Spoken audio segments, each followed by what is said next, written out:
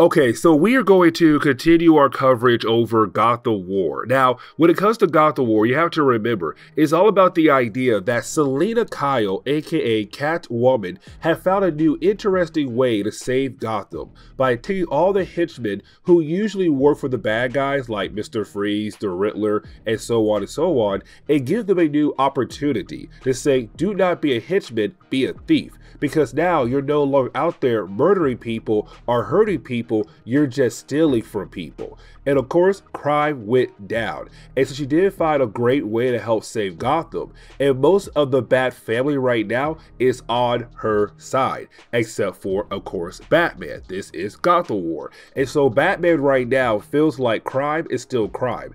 And so no matter what, even if Gotham is right now in a better state, she's still committing a crime in Gotham City.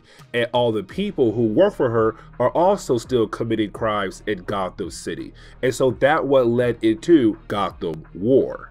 And so getting into today's storyline, we pick up where the last video left off at, with Vandal Savage buying Wayne Manor. Because remember, at this point in DC Comics, Bruce Wayne is broke, but not broke. Like, he still has some money, but he couldn't afford Wayne Manor. And so one day his goal was to repurchase Wayne Manor. Unfortunately though, somebody else came in and actually bought Wayne Manor, and that was Vandal Savage. Now we have no idea why Vandal did this for. All we know that apparently he wants Wayne Manor for something very special. On top of that, he knows that Bruce Wayne is Batman. But also you have to remember, when it comes to Vandal Savage, he is immortal. He will live forever. And so at this point, Homeboy been alive for thousands of years.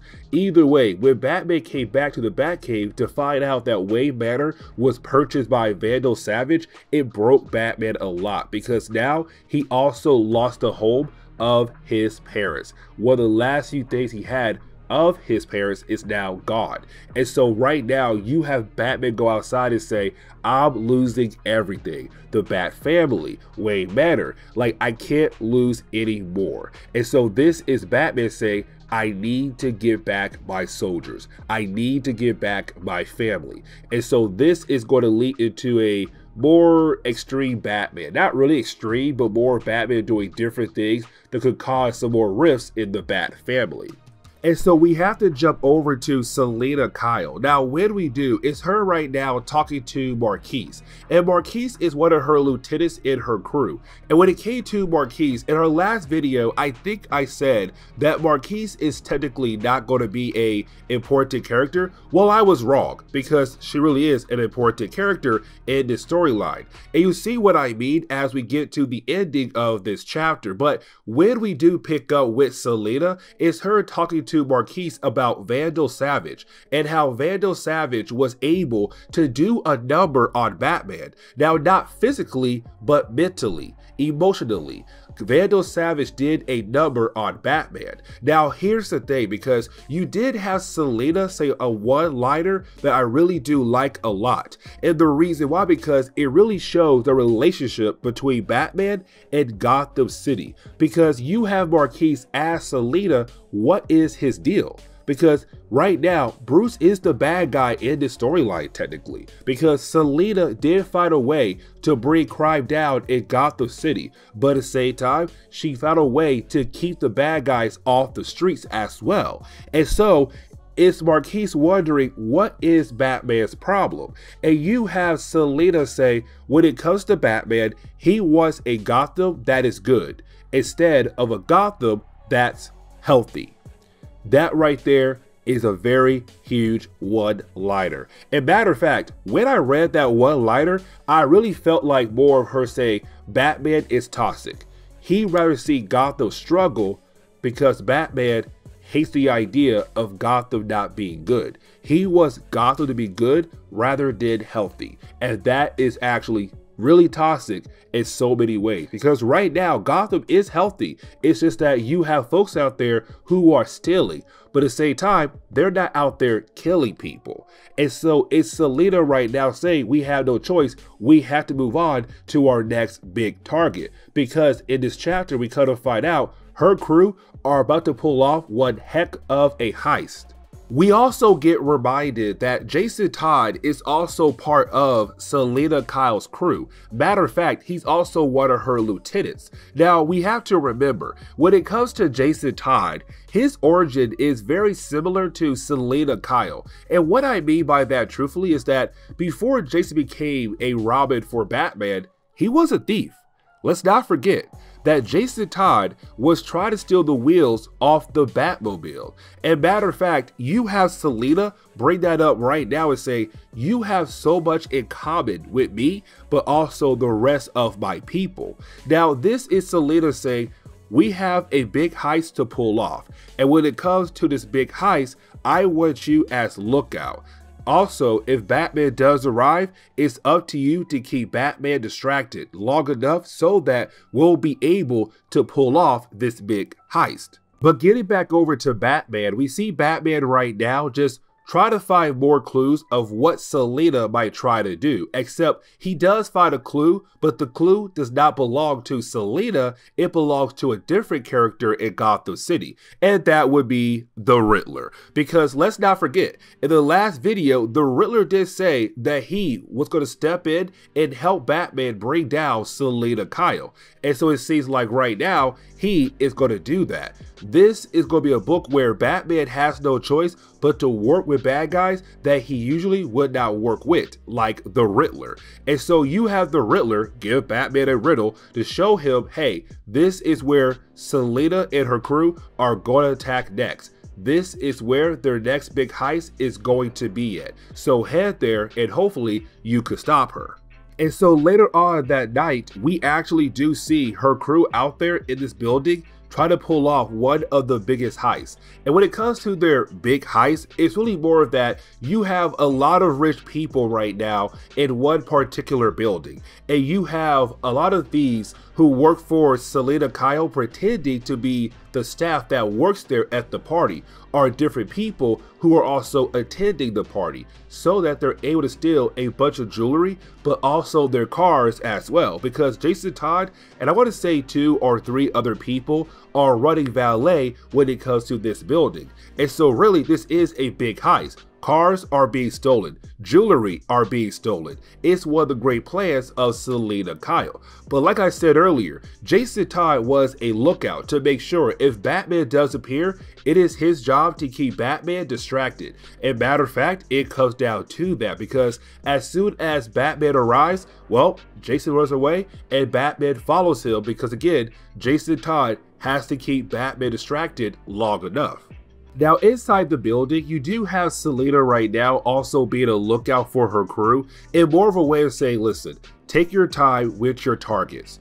If you see someone you want to steal from, make sure you take your time so that you will not be caught. But at the same time, still have fun here at this party. Now, at the same party, you do have this certain kind of performance. And when it comes to this performance, it really does remind Selina Kyle about her and Batman's relationship. Because at this point in DC Comics, it was very rocky, especially after Tom King's run, it went downhill left and right. And there was bright moments, but at the same time, those bright moments were matched with bad moments as well. And so of course, it's her saying that right now, Batman and I relationship is really bad. It's on the rocks. And I hate that idea so much because he's the man I actually do love so much.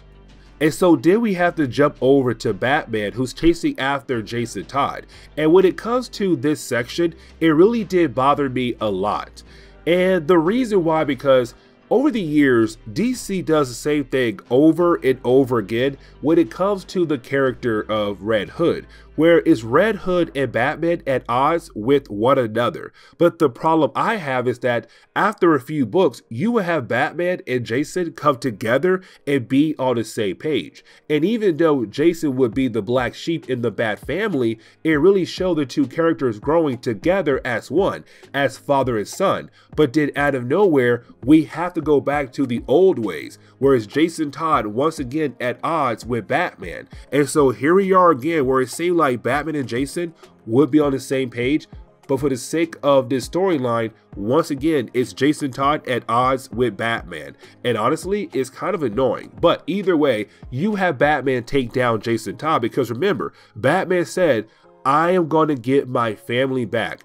And he chose Jason Todd first because Jason Todd is the only person in the Bat family who's working with Selina Kyle. The rest of the Bat family, they are not doing that at all. They say, hey, we like what you're doing, but at the same time, we are not going to have any part of it. But we have to jump over to Selina Kyle, and when we do, it is Selina being confronted by Dick Grayson. And this is really more of Dick Grayson trying to tell Selina this entire Gotham War is really stupid, because he says, I remember a time where you and Bruce took me here to watch a performance, and you and I both loved the same one, but at the same time, we also shared a drink. And with that drink, I felt like a grown-up, but that night, I felt like you and I had some kind of bond in our own weird way. And honestly, I love the idea that you and I have things in common. Now, after he says that, for Selina, she realized that what Dick is saying, that this entire Gotham War is stupid. The Bat family, her crew, fighting against each other is stupid. That technically right now, what they all need is to come together. The Bat family needs to come together and heal as one, as a family. Now, inside the building, we do see Selina be confronted by Vandal Savage. And this is Vandal Savage telling us a little bit more of why he's here in Gotham City, why he bought Wayne Manor. And he said that when it comes to Gotham City, it holds a lot of different kinds of treasures.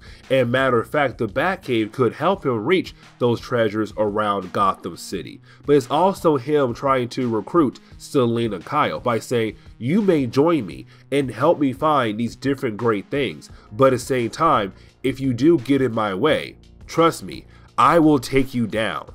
And also it shows that he also knows that she is Catwoman, which honestly is well known to the public. Either way, it really shows that Vandal Savage is here for a very good reason. And he's here for treasure. Now, what kind of treasure? We have no idea. But he did offer Selina a deal. Say, hey, if you join me, the treasures is also yours as well. But we jump over to Jason Todd waking up in the Batcave, the smaller Batcave that Batman owns at his other house. Either way, when he does wake up, it's Jason Todd realizing that Batman did something. And we're not told what Batman did, but apparently whatever he did do to Jason Todd, it was bad. So bad, it could really hurt their entire relationship. And so we're left to wonder, what did Batman do to Jason Todd? But to close on the first chapter, we pick up with Marquise. And like I said earlier, I thought she was not an important character. Well, I was wrong, because we see her right now talking to Vandal Savage. And when it comes to Marquise, she is the daughter of Vandal Savage. Matter of fact, her real name is not Marquise. Her name is Scandal. Either way though, when it comes to Marquise, she was put there in Selina Kyle's crew by Vandal Savage as a way to bring down her entire crew. And so now we're left to wonder, what in the world is Vandal Savage actually up to? And so did we get a random tie-in for Jason Todd? Yes, you heard that right. There are tie-ins for Gotham War, except both books are all about Jason Todd. Either way, when it comes to the opening pages of this tie-in, we do pick up 2 weeks in the past, where we do pick up with Jason Todd going after a guy who is, well, he was working for the Joker in the past. And that really shows that when it comes to Jason Todd, he's still all about the idea of going after the Joker, to finally capture the Joker, to get revenge against the Joker. And so right now, he's going after a guy who used to work for the Joker, except the guy tells him, I have not worked for the Joker for almost 2 years. I have no idea where he would be yet. But for Jason Todd, that is not good enough. This guy must know something. Now you do have Selina Kyle step in and be able to save the guy from Red Hood. But right after that, you did have Selina tell Jason Todd there's going to be a meeting. And I want you there because this meeting is going to be very important for the entire Bat family. And we already know what what that meeting is all about. Of course, it's her telling the Bat family, hey, this is what I'm doing to help save Gotham, to make Gotham a better place. Because we saw that meeting back in our first video. And so right now, this tells you, yes, it is 2 weeks in the past, but it picks up right before the actual big meeting that takes place at the very beginning of Gotham War.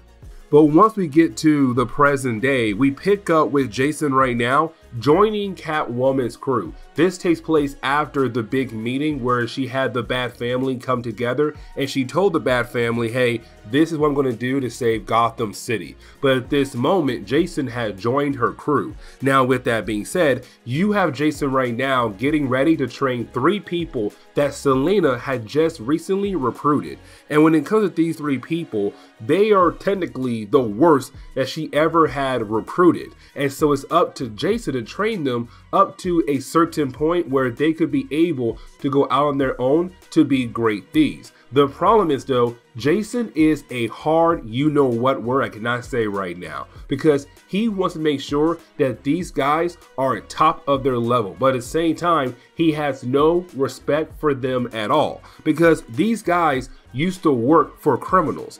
That's a big problem for Jason. Yes, he does believe in what Selina has done, but at the same time though, he hates the idea that these guys right here still were bad guys who worked for murderers like the Riddler or the Joker or Two-Face, and the list goes on and on and on. And so even though Selina said, hey, you have to train them, he is going to be rough on them like no other. Now, after a couple of days with Jason Todd training them, you do have one guy out of 3 people actually quit. So now we're down to 2 people and that is it.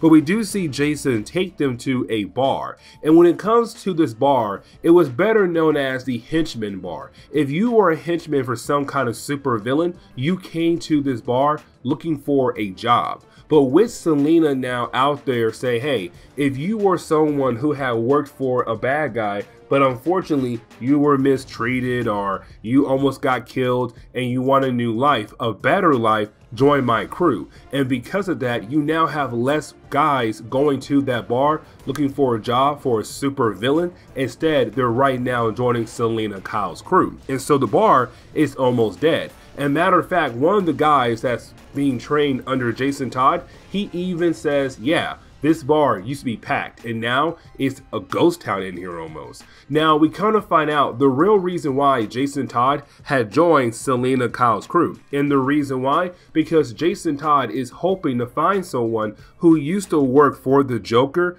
so that he'll be able to find out where the Joker is hiding out at. Because again, it's all about Jason just trying to get revenge against the Joker. Unfortunately, these 2 guys, they have no idea. And that bothers Jason even more. And so you have Jason tell a random gang who's better known for breaking bones to attack these 2 guys to kind of get revenge on them for not being able to give him information about where the Joker could be at. Now, once he does walk outside the bar, he is confronted by Selina Kyle, and she's very upset because she knows what Jason is doing. Jason is right now going around saying he's going to help these new recruits, but in reality, he is just looking for information about the Joker. Either way, she tells Jason, your 2 guys are going on a mission. Now, Jason says they're not ready. And the reason why? Because one of the 2 guys still kind of scared of the Scarecrow. Because again,